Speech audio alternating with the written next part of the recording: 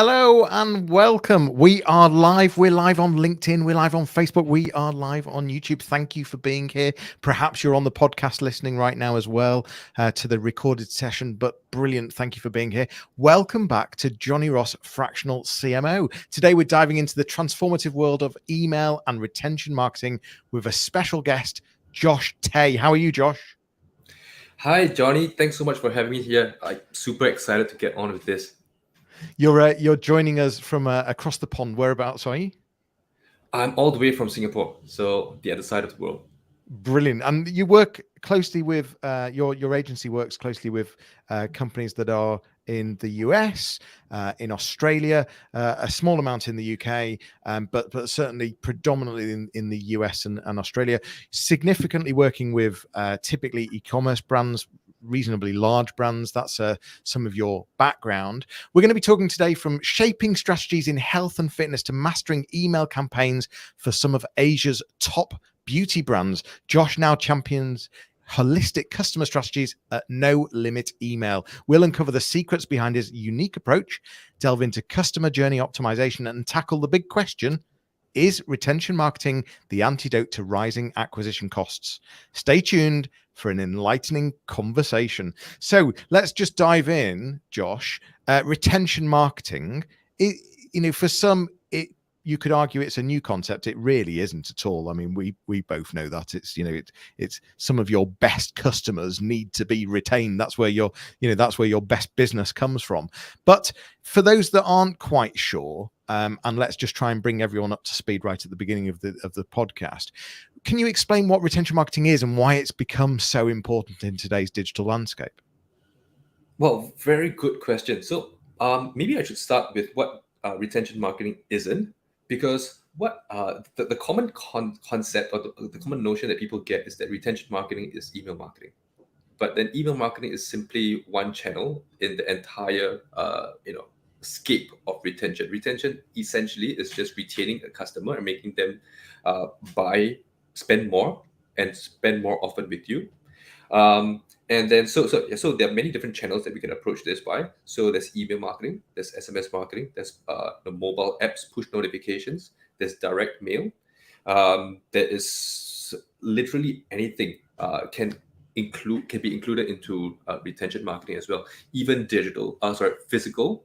If you have a pop-up store, if you have you're in big box, all of that, as long as you have a customer that is an existing customer, that actually comes into retention marketing, which brings me to the next point, that retention marketing cannot exist on its own. Just because, like you say, okay, retention marketing is focusing on existing customers, but there needs to be like some form of like a flywheel effect between retention marketing as well as acquisition. So if retention, the common problem right now in the whole world is that they are media buyers, right? People who are running ads, running traffic. It could be organic, it could be paid, and then once they hit the website, it's to get stuck there, right? There's no continuation after that. Then it's a handoff to the retention team. So from that side of things, retention team has zero insight into what's going on in the acquisition team, and the acquisition team can't be bothered as to what happens after that, because for them their metric is just send traffic, right, or reduce the CPA. That's it. Their job is done. But then there's the retention team. That retention strategy doesn't power the acquisition strategy, and this is something that we at No Limit Email, we are pretty passionate about. We are passionate about aligning the entire customer journey and making sure that acquisition is powered by retention, and then acquisition then powers retention again. So ideally, we want to find customers that retain themselves. That is the main thing. One of the biggest things is that for retention teams or retention marketers to say like, oh yes, we need to increase lifetime value and stuff like that. Yes, increasing lifetime value is important, and it should obviously not be neglected. But there's only so much that we can do to increase lifetime value. It's just you can't increase it by brute force.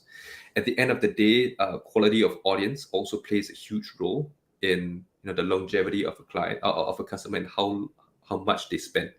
So it has to be it's a two-way street here. So retention teams have to work very closely with acquisition teams, and acquisition teams so likewise. So I was very interested to hear what you were talking about there in terms of it's about finding the right customers that not only are going to buy, but are also going to want to be retained. And that's about working acquisition and retention working closer together. So how do you define that then? What do you put into place in terms of strategies or what do you put into place to try and how do you define them? Right. So one of the things that we are very big on is zero-party data. So for those people who are quite new to the concept of zero-party data, it is basically customers willingly giving you their information. This can be in the form of surveys, it can be in the form of quizzes and stuff like that. Those are the typical things that people understand about zero-party data. Post-purchase surveys, NPS surveys, all these are qualitative data points that tell you, about a little bit more about the customer. But then we also kind of need to understand what is the intent of a customer. What makes them want to buy? Why are they buying? When are they going to buy? Like for what reason? Is there something that happened in their life that's causing them to need to buy this right now? Was there what are they going to use it for? So these are some of the different questions that need to be answered pre-purchase, just so that we can create a customized message to frame the pitch right for the customer. If not, there's no relevance, right? Typically what happens is that people opt in to a pop-up. They go through a very standard welcome flow, right? Just like, hi, welcome to so-and-so family. Here's your 10% off. And then they go another email like the next day talking about the company and then talking about the best sellers. It's a standard flow, right? But then there's no context into the person's life. So one of the things that I recently discovered in the past 1-2 years that we've been doing very actively is adding zero-party data collection points in the pop-up, because that is the point of highest intent. So in the pop-up, let's say a customer fills in their details. The question would be, how much is an email address worth to you? Right? So when you're sending traffic, you're just collecting email addresses, but then how do you predictably convert these people in your welcome flow? How do you create a customized message that tells them, this is why you need it? So with zero-party data points, let's say we are collecting 2 to 3 zero-party data points, right, in the pop-up. So they fill in the email address, and then you can be asking them, hey, if you are a supplement brand, for example, let's say weight loss supplements. So you can be asking them, what is your main priority at this point, right? So for some people, it might be fat loss. For some people, it might be, getting their blood in order, right? These are both subsets of weight loss, but then with very different intentions and very different outcomes that you want to have. So in your messaging, it has to be very different as well. The next point you can be asking would be, when are you looking to buy? Something as simple as that can drastically change the way the cadence in which you send marketing messages as well. If someone tells you that they're looking to buy in like the next 30 days, or they're just shopping around, like, do you want to be giving them a deep discount? Doesn't quite make sense because the intent is not there. However, if someone tells you that, they're looking to buy within the week because it's extremely urgent to them, yeah, by all means push the sales, right? You can be also asking them, like, who are you buying this for? Is it buying for yourself? Is it buying for a friend? Are you buying as a gift? All three require very different contexts as well. So this is how we optimize our welcome flows, and then we split our flows based on the different messages that are required that the customer wants to receive. Is there a danger? Because one of the things that has been talked about for a long time is not asking too many questions, because the problem with that is that it then potentially puts off the user. So, but at the same time, I love what you've just said. So how do you find the balance of not asking too many to ensure that you get answers and you get conversion? Right. So this is it's actually a very common question that we get, and it's also a very common pushback that we get from clients. And we've actually recently done a test for pure email opt-ins, like email plus SMS, and then email SMS plus 2 zero-party data points. And we found that there was actually only a 4% decrease in total revenue for collecting the zero-party data points versus collecting just, 4% decrease in revenue. But then over time, this would drastically empower your acquisition, because now you can create much better ads, because now the ads are more targeted, right? You know exactly what customer pools you are looking for. And in terms of conversion rate on the pop-up, it's not decreased much. We've done about 13% on pop-ups, and it's been between like 13 and 14%. So 13% being the zero-party data points, and then 14% being just pure email SMS. So there's not much of difference in terms of pop-up conversion rate as well. So if you're thinking about list growth, the next question would be, what are you growing this list for? Right? Is it because you want sales, or you just want list growth for the sake of list growth? If you're just gonna have, you're gonna use list growth as a metric just to make yourself feel good, then it doesn't make sense, right? Because at the end of the day, you kind of want to make money. So if you want to make money, we obviously want to make sure that we have better insights for customers. So we then use the same data points in our post-purchase surveys. Our post-purchase communication. So for replenishment flows, for win backs and stuff like that, and we see that we can drastically make up for that 4% that we lost in the welcome flow. So from all of that, it completely makes sense, because now you have much stronger acquisition and you have much stronger retention, both because you collected good data. And what I see commonly is people are asking things like, what's your birthday? Right? It's not relevant. There's nothing that you can really do with a birthday. If at all, you can just collect it after the purchase. If you want to send like an anniversary gift, which funnily enough, for every single email I've got asking for my birthday, I've never received a birthday gift from a brand ever in my life. So yeah, if anyone's collecting that and you want to prove me wrong, please send me a birthday gift. So leading on from that, taking a beauty brand then, so not a supplement, a beauty brand. What out of what might you be asking as a couple of? Throw me a couple more questions. Okay, for beauty brands, most of the time, let's say you sell anti-aging products, right? You can be asking them questions like, what is the main goal? What's your main skin concern right now? Is it fine line reduction? Is it smoother skin? Because both are also effects of anti-aging, right? Or is it brighter skin? So all three of them are subsets of anti-aging, and they all have different outcomes. So in the messaging, you can also tailor the different messages, and then recommend the relevant products for that. So that's one use case that you can have. You can also be asking questions about what are they looking for in anti-aging product, because this allows you to frame your USP in a much stronger way, and this allows you to differentiate yourself in your brand indoctrination emails. Something as simple as like, are you looking for fast results? Right? Some people just want fast results. They don't care about the ingredients. They don't care about anything else. So for people who are asking about fast results and they want this kind of thing, just show them your results, your before and after use cases, the percentage increase, the efficacy and stuff like that. These are the people that this type of proof would work very well on. There are other people who are looking for clean ingredients, for example.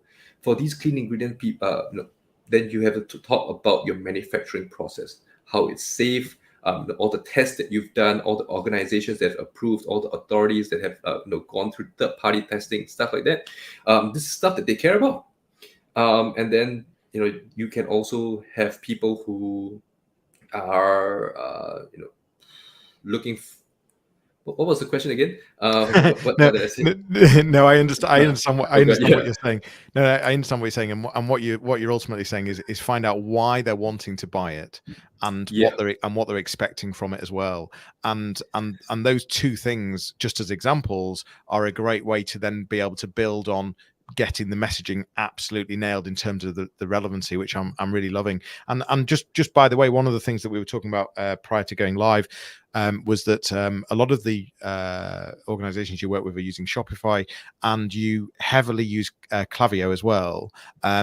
You're not fixed to it, but you do heavily use it. I love Klaviyo. I think it's brilliant, and I can see how you can integrate that. So you're talking about the acquisition and retention working together, and I understand in terms of, I think you've given a brilliant example in terms of the pop-up. I'm wondering if there's anything that happens prior to that that needs to work better together, or is that the starting point? Is it where we are generating data to then work out what to do and how to work with those people, or does retention need to feed into any of the earlier stages? It's not a trick question. I'm just wondering if that typically happens. For most retention teams, we don't have insight into anything in the ad manager and stuff like that. So the pop up is the Is the earliest point. starting? Yep. Yeah, it's the earliest point in which we have control over. Yep. So what we do is that we work very closely with our ad partners, and then we provide them with the insights as to what we collected. So let's say we have buckets of people who are we have a certain percentage, and then let's say we're collecting 3 different data points. We have many different buckets, right? Because three times three times three. So we have all these different buckets, and then we can create specific creative for that. Which I've never heard of an ad team that isn't happy of getting some kind of direction and having a better outcome for their performance as well. Yeah, and yeah, I'm really liking the idea. So what's the next step after pop up then? So you've got these buckets where you start understanding the different types of people, and then you're then putting them directly onto workflows. Yeah. We put them directly into the automation, and they go through things like the welcome flow. So our welcome flows are also powered by we have email, and we also have SMS. And if the brand that we're working with has an app, then push notifications also become a thing. So it all has to be timed perfectly together, so that we have a team of strategists who are going to be looking at different times. We also have dedicated tech team and a QA team that's looking into all the sending domains, looking into all the different tech aspects to make sure that nothing is clashing. Because at any one point in time, people can be going through multiple flows at one point in time, right? So how do we prevent people from getting multiple messages that would be conflicting? So that's another concern as well. And typically, how do you use SMS and email? I'm hearing that you're not just picking one over the other; you're using them to work together. Is that right? Yeah, we use it together.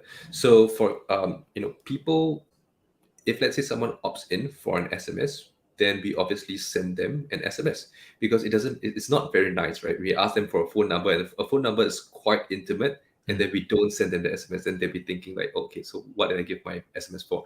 So if they did consent to SMS, then we definitely want to give them an SMS as the first welcome communication.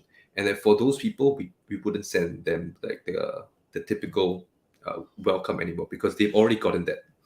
Right. So, but if they haven't opened that and they haven't transacted, then we'll follow up with an email. So we will also use direct mail for some of these things. So if let's say in the post purchase, someone has purchased from a long time ago, and then they haven't come back again. So there's this win back flow that we implement.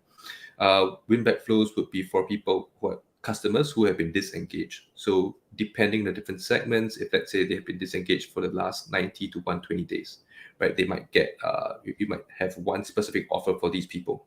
For people within 120 to 180 days, they have a different offer. And then based on the order value, also they have a different offer. So we all part of the entire retention strategy is also offer testing. It's not so much just sending emails, sending SMSs and stuff like that, because offers drive people. People buy because there's a reason to buy. And if we are not enabling the sale, then it defeats the entire purpose, because marketing is not sales. Sales is an outcome because of good marketing. And a large part of good marketing is a message, and the message has to resonate with the customer, and the customer has to want something. And the something that customer wants is a good product that's tagged to an offer.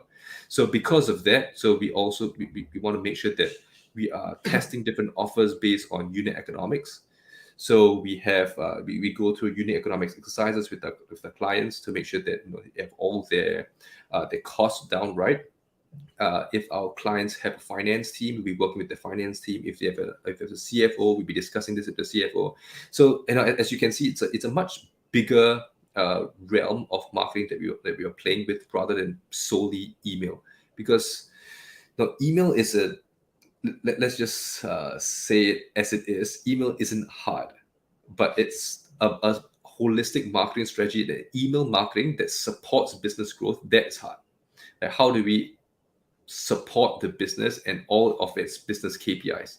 That is something that most agencies, I dare say, are not doing effectively, and that's one of our biggest aims.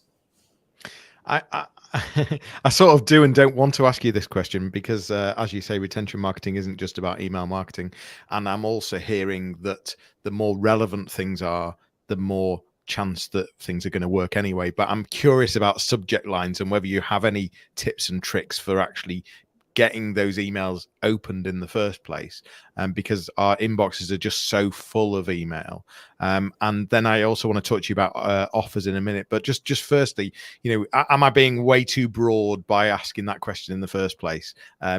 What are tips on how to get those emails open? But I am curious, how do you get them opened? Okay, so subject lines and open rates are quite contentious right now because of like Apple's privacy stuff like that. So there are some emails that automatically get opened, so it's not an entirely accurate metric. But obviously, we also still want to ensure that emails are our send rate is decently high. So as for subject lines, there's no real tactic that we can use. Other than a good copywriter, obviously, we obviously have to have a good copywriter that understands the customer and what they want.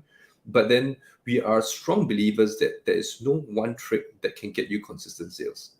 If it's a trick, it's a trick. Like, before you know it, if you like, one of the many things that happens is that people have like the RE with the colon, and then they have whatever it is. Like, it's you might get the sale, like you might get it open, but how many times can you repeat that? Right? It's the same as even last chance emails. Is how many times can you send a last chance before someone realizes it's not their last chance? Right? So that it's in case you missed it kind of thing. You get it, right? So subject lines are it's a necessary evil. Obviously, you have to get that. You want to stand out in the inbox.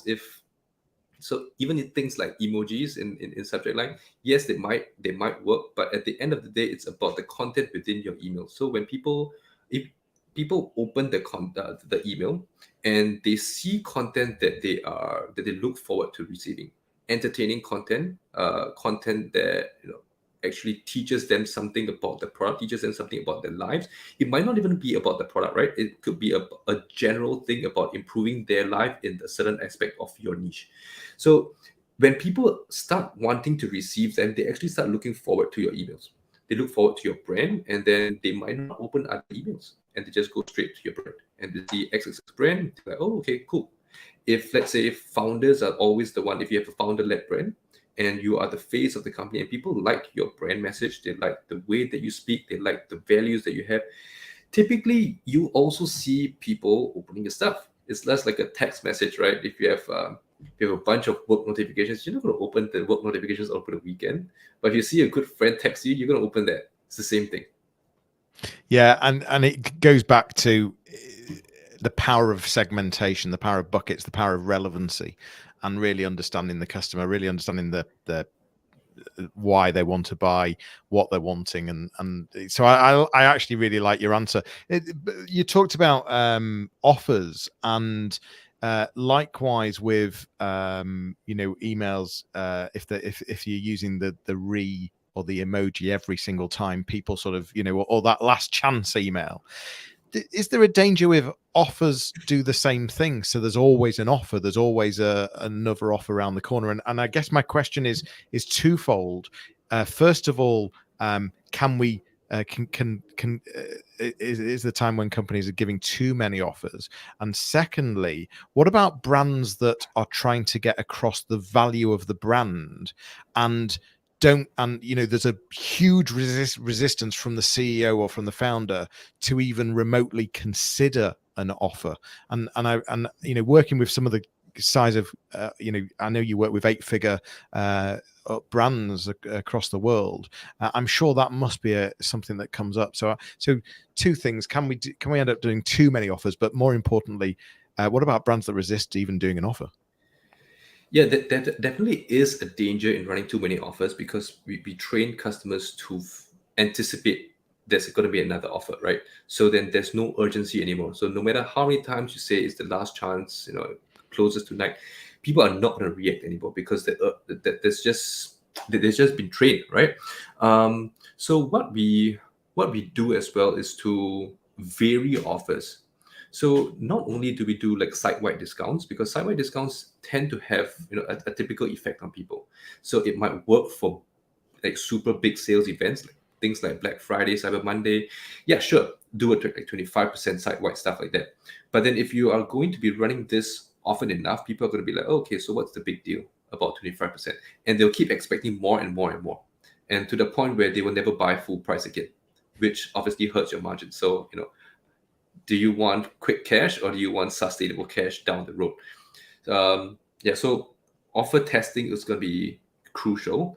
Understanding what products need to be moved, that's also something that needs to be considered. So we look into apps like Cogsy to understand what's the product movement like. We speak to the ops teams to understand, are there any slow moving products? Are there any products that are moving too fast? If the products are moving too fast, we definitely don't want to keep talking about them, right? If we know that they're gonna make the next purchase in the next 6 months, right? And there isn't any inventory left, and this is a product will sell by itself. Yeah, we can hold back on campaigns for this, because customers already know and they're gonna buy this anyway. So this is something that we work closely with brands for. On the other side, about not wanting to discount at all, we definitely have had lots of experience with that. We've had some brands who, super resistant to anything to do with direct sales, right? They don't want any kind of direct response messages. It's pure brand, and that's also fine. So, but then there needs to be a balance between what the company wants to say and what the customer wants to hear, right? That essentially is the job of a marketer, is to bridge both the company's objectives with the customer's objectives, and that is where the customer journey comes in. So we have to start thinking about things from the customer's point of view and not so much on the brand's point of view. Yes, we want to make sure that the customer thinks highly of the brand, but to what point, right? If you're gonna sound all highfalutin and stuff like that, like the customer's just gonna be like, oh, okay, sure. What, again? Like you're gonna be talking about yourself, right? That's not gonna work. So there needs to be varied types of content. So there can be product related content. So product related content could be highlights, it could be product education, it could be product comparisons. There are countless different variations within a product highlight. Then there's obviously going to be engagement kind of content. It could be blog posts that you're sending. It could be short snippets of viral content. It could be a plain text message from the founder. It could be a recurring content. Let's say sometimes you can have Sunday self-talk, something like that, right? This could be, it's nothing related to the product, but it's just about empowering the customer, giving them something to look forward to, giving them a motivational message, stuff like that. So there are also many different engagement content pieces. It could be a quiz within the blog, within the email. It could be a quiz. It could be an email linking out to a quiz for customers, for people who have not bought before and have been in the list for, let's say, the last 90 days. Then we're going to have social proof content. We have promotional content. We have VIP content. So within our campaign planning strategy, we have a bunch of all these different things, and then we make sure that we are sending the right types of content to the right segments, as you mentioned, right? So because that's going to be extremely important. And the number of campaigns that we send obviously has to come into, we have to consider what is the revenue target of the brand. So we work backwards. So by understanding what's the revenue target of the brand per month, we're going to look at, okay, what's the typical trend? Because there's also a difference between what you want to achieve with email, SMS, and direct mail versus what is likely to happen. So with that, we have to understand what's historical, right? What is likely to happen, and then what the company wants to happen, and then what you need to do in order to bridge that gap from historical into the future. So that is what some of the stuff that we do, on a quarterly basis as well. And I've heard that it doesn't have to be about the offer. There's actually a ton of other types of content that you can use that would bridge the gap between the customer and the client. And go on, you're going to say something, Josh? Yeah. So one of the big things that I'm just a huge proponent of customer enablement. It's just about enabling the customer to buy better. If the customer can make a better decision, a better buying decision, they can feel more confident about the product. They can feel like they have learned something. That is all that matters, because there's an increase in trust, and you're moving them one step closer to the purchase or to the next purchase. So we have to think about things in terms of helping the customer rather than helping the company sell more.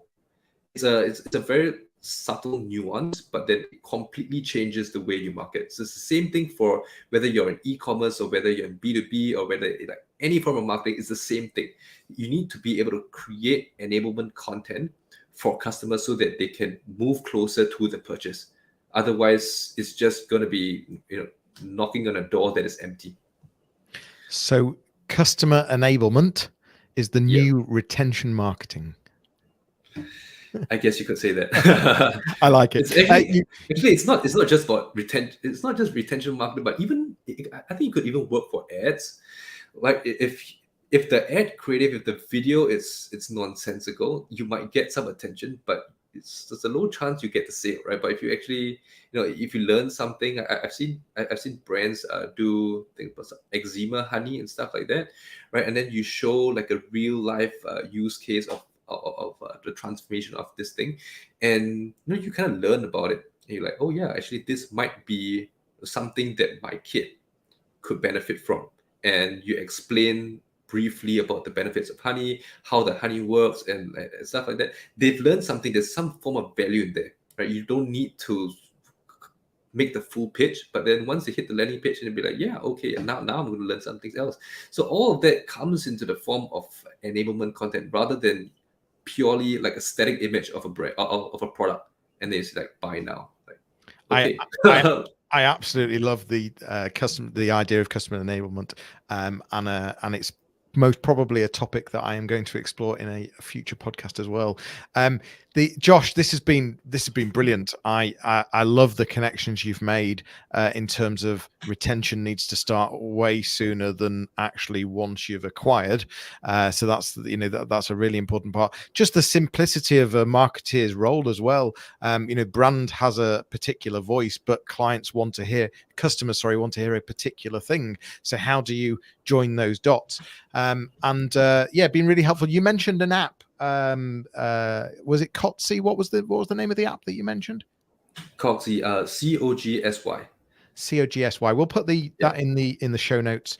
And Josh, for perhaps there's a founder or a CEO listening or watching right now, they've got a big brand on Shopify, on e-commerce. They really want to grow and change things. They need to speak to you, Josh. Where do you hang out? Where do you hang out? What? Tell me. So the company's No Limit email. Tell me the website address, and where do you hang out personally as well? The email, the address would be just nolimitemail.com, and you can just find me on LinkedIn. If you type in Josh Tay, you're probably going to be the first one there. Josh Tay on LinkedIn. We'll put everything in the show notes. What a brilliant episode. Josh, thank you so much. This has been Johnny Ross, Fractional CMO. We've been unlocking the secrets of retention marketing. And I think Josh has seriously inspired us in terms of how to actually rethink our retention marketing strategy. It's been Johnny Ross, CMO. We've been live on LinkedIn, and you may have been listening to the podcast. Please do subscribe, tell your friends, come back for more, and we will see you all soon. Thanks again. Take care.